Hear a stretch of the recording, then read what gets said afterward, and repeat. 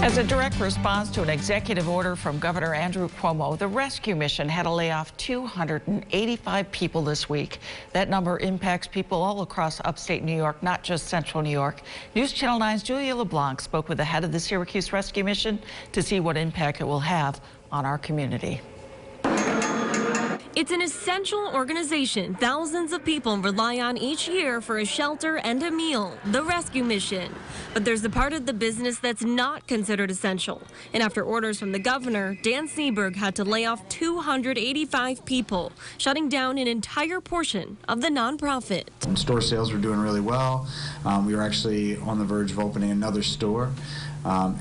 Screeching halt, and everybody's life has changed now. The layoffs mainly involve the organization's social enterprise division. That means closing their 18 thrift stores throughout the state, which makes up most of the revenue for the nonprofit. That revenue we generate from the store sales, that's what we use to fund a lot of our shelter operations, our adult home, our residential housing, our meal programs. All the stores were closed by Sunday, taking all of the employees with them. But other employees, like development positions, marketing employees, and service workers, also now out of a job.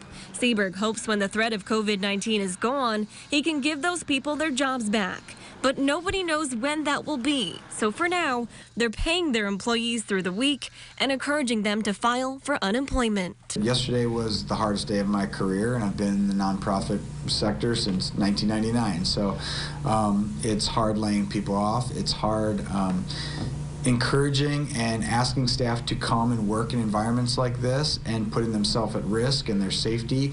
Something that'll end up impacting not only those who are without a job, but those who come here every day looking for housing and a meal. Julia LeBlanc, News Channel 9.